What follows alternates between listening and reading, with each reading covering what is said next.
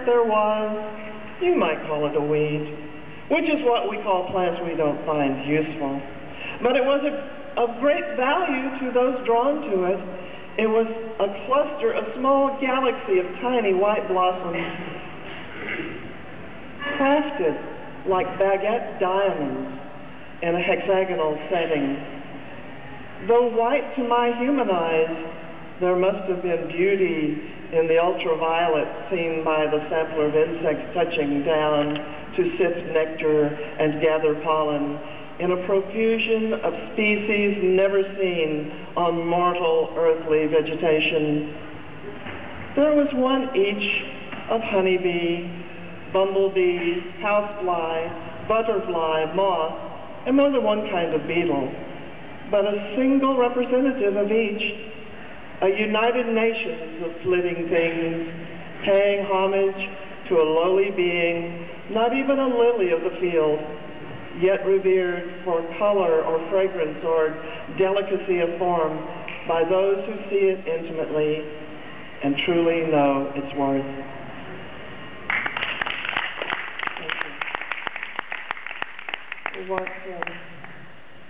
What Jack said earlier about the news lately, it's overwhelming sometimes.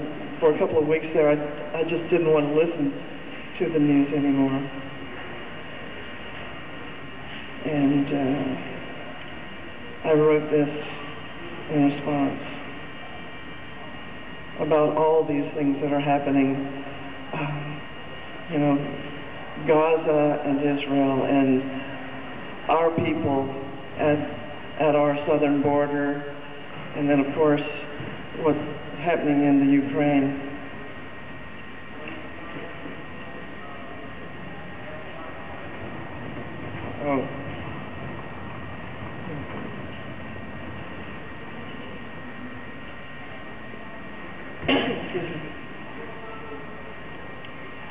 What shall we do with the children? What shall we do with the children? Shall we send them into the unknown? Shall they be at the mercy of the elements? Shall they be used and abused all alone? What shall we do when they get here? Shall we turn them around in the sand? Shall they go back to the arms of abusers? Shall they die of hunger and thirst on the land? What shall we do with the children? Shall we use them as soft human shields? Shall we launch rockets from among them and see what horrors our enemy yields? Shall we retaliate on the homes of the children? Shall we drop bombs on their poor families? Shall we forget all the strides of humanity? Are our children less precious than these? What shall we do with the children?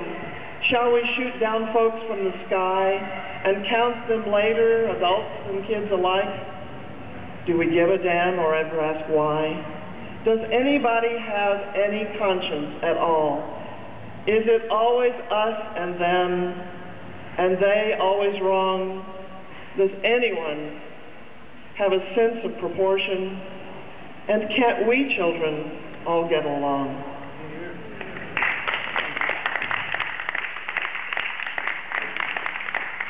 I wrote a musical called Chanteuse about folk singers in the 60s in New York. And of course they have to sing about the issues of the day, and of course one of the issues of the day was the Vietnam War. And this song has elements I think that are true of all wars. It's called Why Are We There?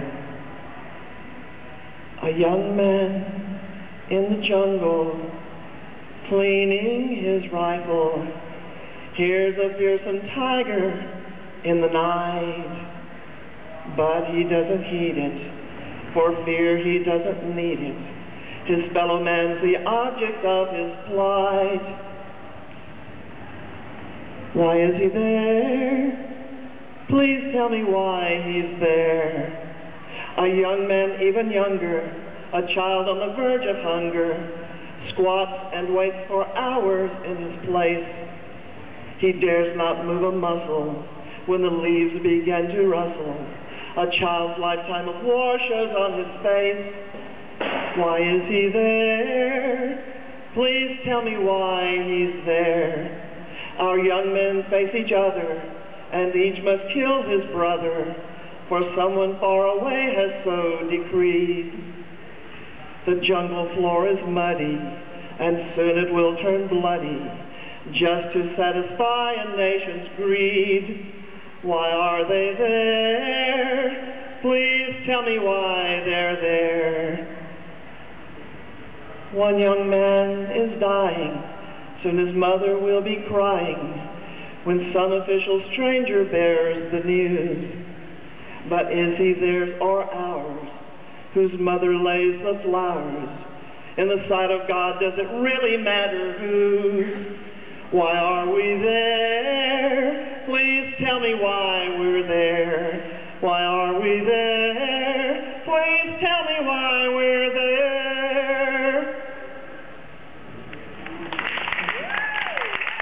Big hand, Louise Richardson, very insightful work, profound. I'm quite pleased to announce to bring the next poet up, a recent discovery at Kick Butt up on Airport Road. She comes all the way from Buda up here with her friends, and she has a scholarship to go to Michigan in college in the fall, university.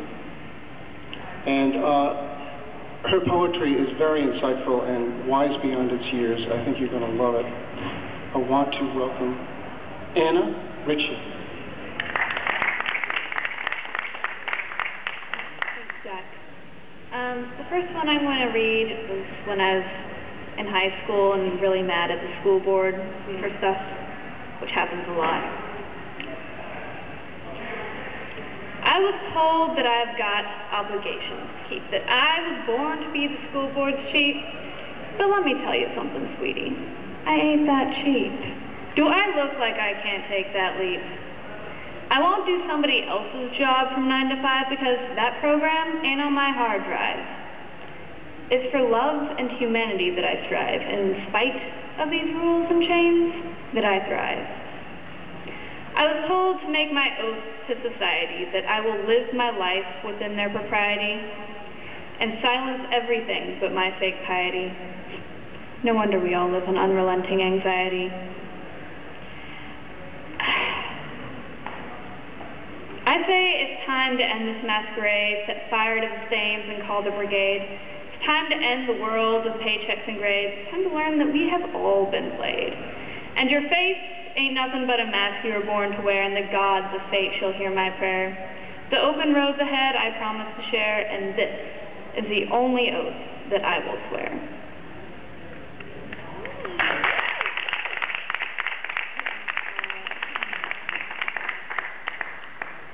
Okay, so the next one is actually the very first poem I ever wrote. Still remains one of my favorites, and everyone always seems to take something different from it, which I really like. So, enjoy. Closer? Okay. Sorry about that. What would you change? What would you do? What if the world wasn't all about you? What if the world cared more about, say, the color blue, as it hangs from the sky while the children learn Kung Fu, and captures the world in a single drop of dew? What would you do about the color blue? Or would you instead prefer to look at the ground where the mud of the earth bloodies your shoes, where the only people who take the time to look up at the stars live in a book, where the world seems so small that you only see the person who snook into your house and found your book in your nook and shook your little blind life, that crook. And so life will go on, and the color blue will hang by his fingertips to the cold, slippery sky, willing you to look up and notice. And perhaps when the time comes, you'll open your arms to catch him, and perhaps you won't. Perhaps you will watch as the color blue slips, falls, screams, and finally lands far, far away from you. And you will sigh with relief, because he no longer distracts you from your day of gray, irrevocably led astray, and thus the color blue will die. but not today.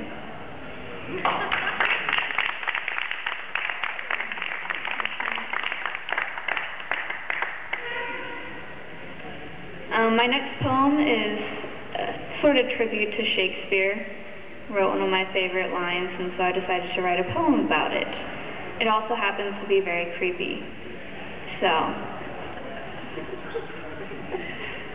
something wicked this way comes, as quietly goes a shrew. Something wicked this way flies, on wings of billowed black. Something wicked this way runs, with the pitter-patter of children's feet. Something wicked this way glares, with a smile of promised pain. Something wicked this way lunges, blunt teeth glinting in the light. Something wicked this way strikes at the lantern's quick demise.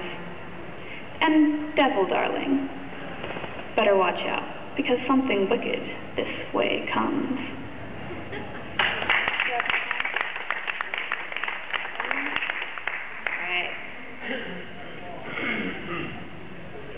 I have to find the other poem on my phone. I don't have this one memorized. Okay.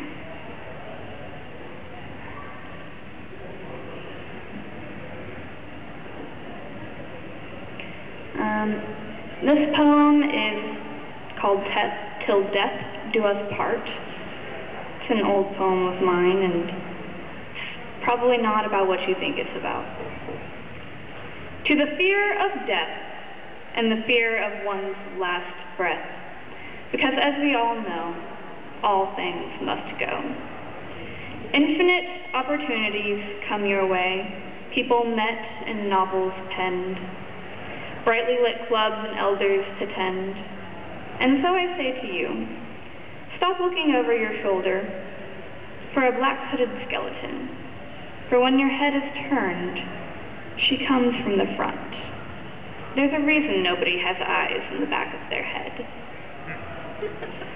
To many, death is the end, an irrevocable evil portend.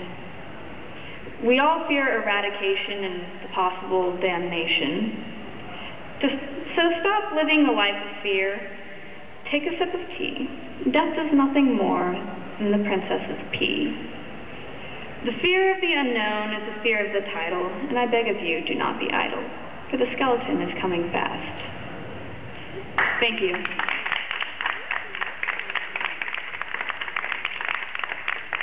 And if you had any doubts about the next generation, you no longer need to have any doubts about the next generation. They're doing fine.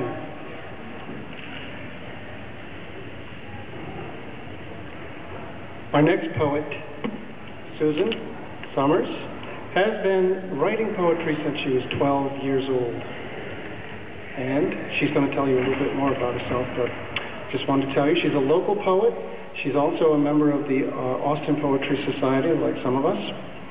And she will be featured the third Thursday this month at New World Deli. Oh, fourth Thursday of the month at Linda Marie Casas' venue. This is our venue host right there. So come up to New World Deli, fourth Thursday of the month. Susan?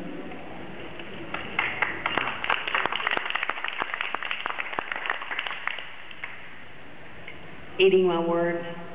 I'm on a diet. I'm eating my words. You know, sometimes I toss them a little tangy vinegar, and other times they are battered and deep fried, or dipped in wildflower honey, spicy, succulent, salty, or sweet. I prepare them with love, anxiety, determination, anger, audacity. Sometimes they are satisfying. Other times I feel starved or overindulged. Finding the balanced diet is critical to keep the poetic flow without constipation or diarrhea. Indigestion is sometimes a byproduct. I don't know if I will gain or lose weight eating my words, but I will be more conscious of my choices. After all, you are what you eat. I have two books in my hands. This one is my collection called Friends, Sins, and Possibilities. It's my book collection. And the other one is one that I helped a friend compile recently. This is called Cameo. It's the poetry and biographical narrative of Marcy Eames. So I helped her compile that together too. It's a little more than a chapbook. This is the premiere edition. So now those things are out of my hands. Caffeine hangover. The coffee has been drunk. It staggered in during the early morning hours, reeking of lost sleep. It doesn't remember everything that happened between sundown and now. It has a vague recollection of music, poetry, talk about love, freedom, peace-filled dreams. Perhaps there was dancing. Certainly there was laughter and loud repetition of silliness.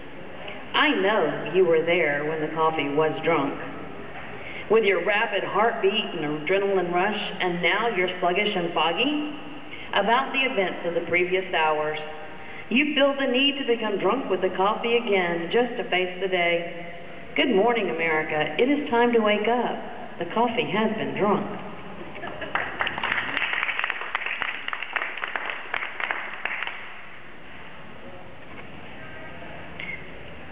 This is what I wrote for our pastor. We go to a reconciling United Methodist Church, which means we welcome anybody. We don't care about your race or religion or sexual preferences. It doesn't matter to us.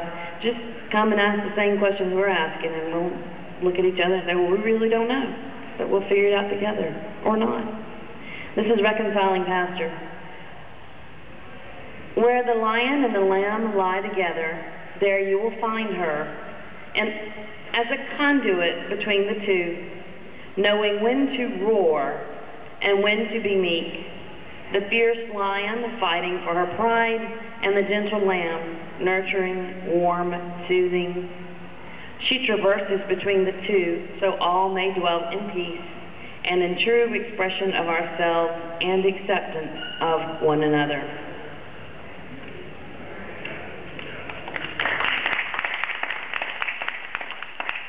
I just returned from a poetry retreat that was fabulous over in Alpine. Great place to hang out and write poetry. And this was pushing me a little out of my comfort zone. I like to write more funny, light things. This is not that style. And the challenge was to create have a memory from your childhood and interweave that memory with the events of the day. And as you look at this, you begin to realize that, wow, even though I may have been too young to realize what was happening, how these events have impacted my life. And it's all loosely woven together. Now, Shaggy Baby went everywhere with me. When I Got You, Babe spent 3 weeks at the top of the charts. Barbie and her little sister Skipper had fashion sets in stores. Now my sister was a princess at halftime with her sequin outfit, short white boots, fringe tassel, and baton. Shaggy Baby didn't have any clothes. My sister and brother worked the fields that summer, and her beauty pageant hands were a horror of cuts and bruises stained yellow and brown from cropping tobacco. The horror of the Vietnam War was broadcast on TV. 35,000 anti-war protesters marched on Washington. 600 civil rights marchers were attacked on Edmund Pettus Bridge. My brother and sister marched in the high school band, and our father was county school superintendent. He said, "We will follow the law and integrate the schools." My soft-bodied doll had matted blonde dreadlocks and plastic arms and legs. Homer Wilcox attacked our father, tried to cut his throat, and only cut his face. The Voting Rights Act was signed into law.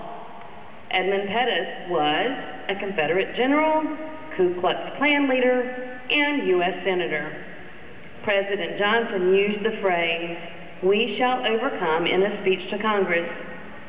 Now, Dad's black stitches were frightening, yet he never pressed charges. That Vicky Colbert ripped Shaggy Baby. I quietly watched Mom sew her up and never played with her again. Martin Luther King Jr. led 2,500 marchers across that bridge, said a prayer, and turned back. Thank you.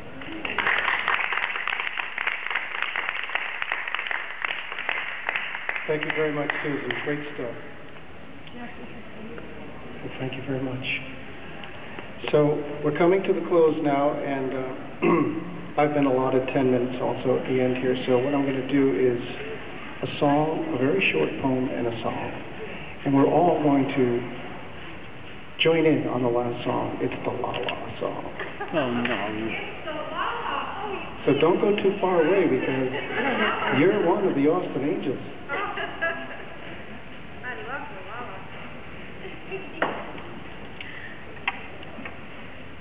It's the first song I did write about, maybe 5-6 months ago. It's about making sure that you take care of the love that you have for another person, someone who means a lot to you, like a daughter or a mom or husband or wife, girlfriend, whatever. It doesn't just live by itself. Love has to be nurtured. You have to care about it. And that's what the song is about. And I'm going to ask my friend and yours, Peggy Wright, to help me out with the Thank you. singing on this. She's just a natural when it comes to harmonizing. This is called Nothing's Going to Change.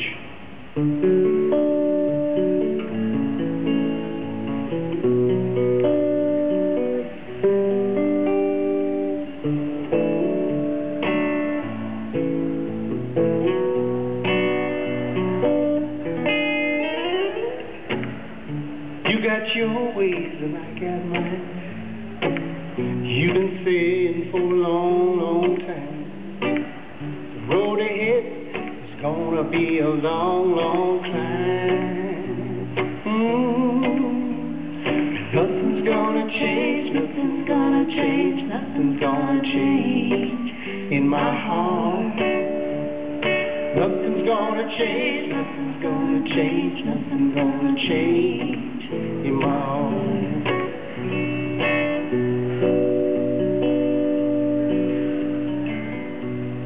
I wanna see my baby. I wanna see my girl.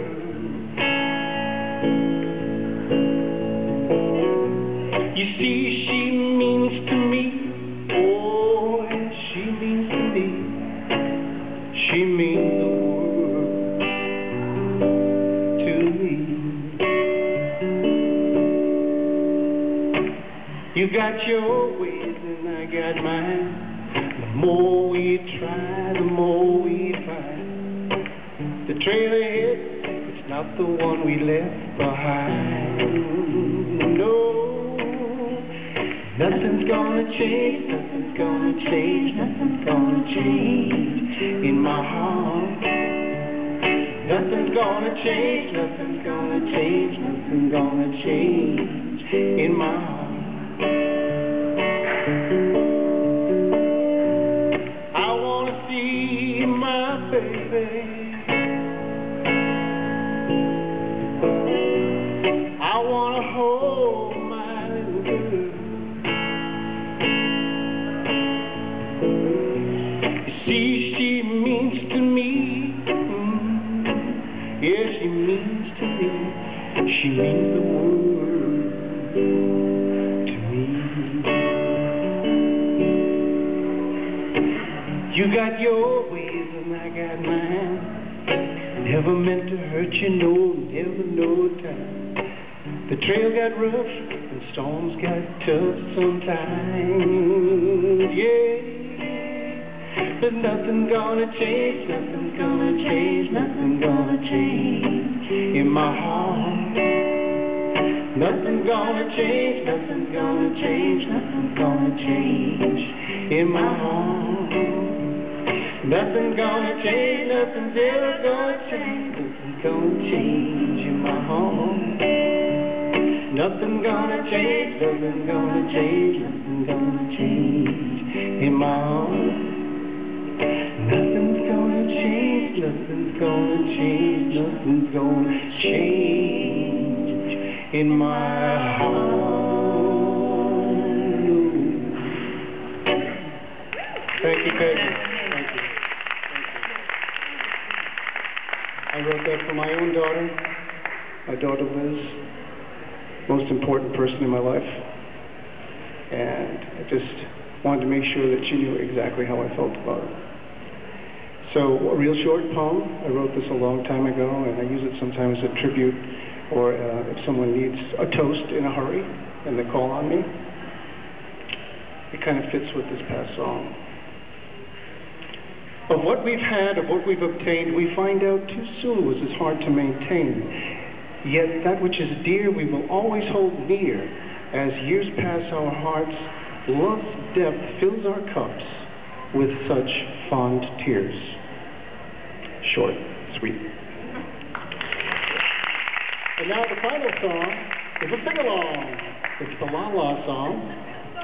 The formal title of it is Find a Way, but it's become known as the La La song. So I'm calling on all of the Austin Angels, past and future. If you can sing, you can be an Austin Angel, so come on up. Emma, you can sing. Now this is Emma Mosley, a wonderful, talented, young singer, guitarist. She couldn't play today on doctor's orders, but next time...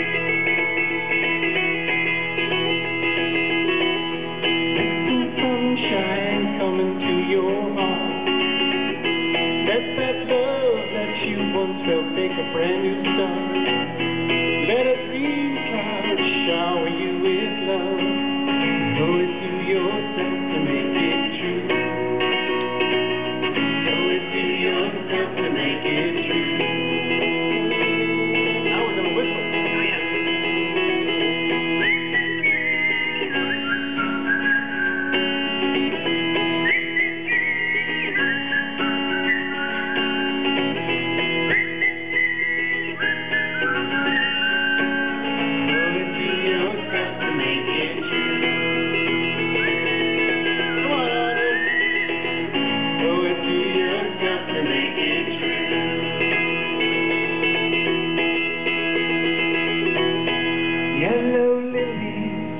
Melting in the sun, wrapped in blue skies, colors having fun.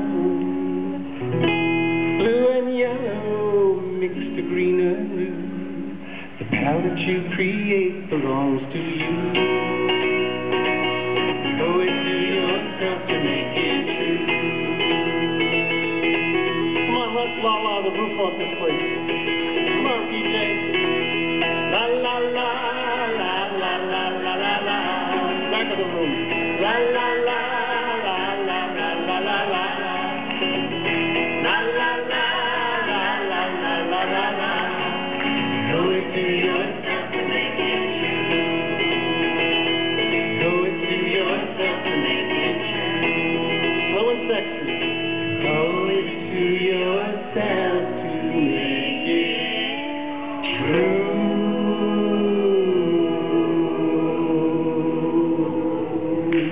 Very much.